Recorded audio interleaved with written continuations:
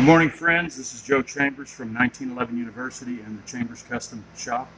I want to talk to you for a few minutes about trigger weight and how to measure your trigger, because I have a client that sent me his gun back stating that the trigger, when he weighs it, is over 4 pounds. And I said, well, that's simply impossible, because unless it's specifically requested, we don't send guns out with a 4-pound trigger. Our standard is somewhere between 3 pounds 8 ounces and 3 pounds 10 ounces. I feel that that's a safe trigger pull for most anybody, and it gives you a good tactile trigger feel. So Heidi's going to shoot some video for me real quick, and you'll see it on YouTube, where you're probably watching it now. We're going to talk just for a few minutes about how to measure a trigger pull and what to use to measure a trigger pull. So this is a standard WMG, and I'm going to, first, before I measure it, I'm going to show you the two kinds of trigger pull scales I have. I have my NRA certified weights. This stack right here measures 3.5 pounds, 3 pounds 8 ounces. And if I take that one off and I add this one, it measures 4 pounds. Okay. And if I add this one, it measures 3 pounds 9 ounces, or as we'll see with this Wheeler engineering scale, it's actually 3 pounds 9.5 ounces. This is the scale that a client sent me to test with, that he was using on his WMG and getting a 4 pound plus trigger pull. So before we measure the gun, let's measure my weights right here. So this is 3 pounds 9 ounces. And the Wheeler gauge works with a simple pull-up, and it stops weighing 3 pounds 9.2 ounces. It stops weighing when the weight stops increasing. All right, so 3 pounds 9.3 ounces. We'll delete that, and we'll check the 4 pound one just because, why not?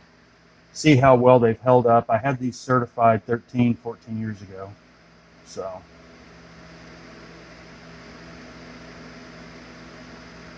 That's 3 pounds 15.8 ounces. All right, so we're going to weigh this trigger now using my weights. This is 4 pounds.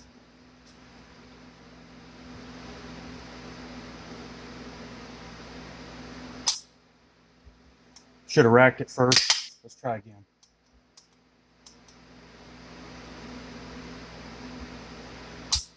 Okay, we'll check it one more time. It didn't pick up 4 pounds.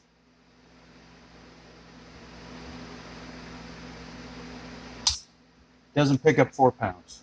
All right, so we're going to go to 3 pounds 9 ounces, and it should pick this up easily. Picks that up, a light tap, very light, puts it right at 3 pounds 10 ounces. We'll do it one more time just to confirm.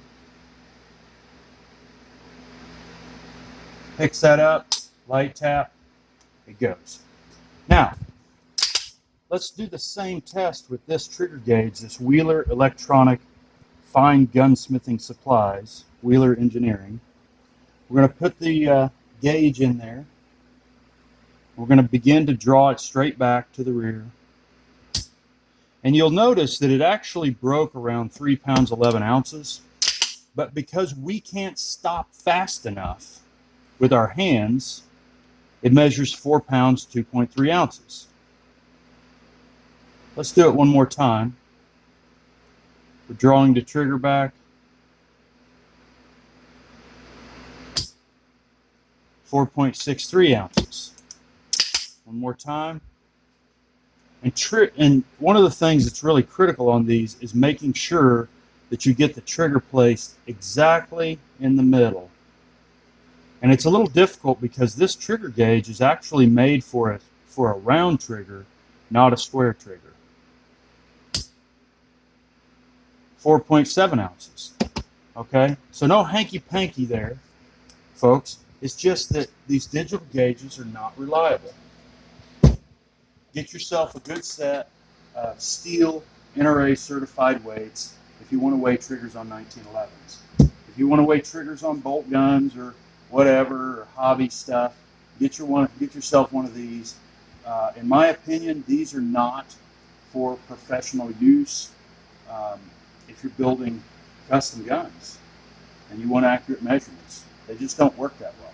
There's too many variables involved, and yeah, that's why we don't have them on our benches here. So, anyways, thanks for watching. Again, I'm Joe Chambers with 1911 University, and if you want more content like this, if you want to see reviews of guns that I do, where I do the math behind the gun on the inside and the outside, come check me out at patreon.com/1911 University.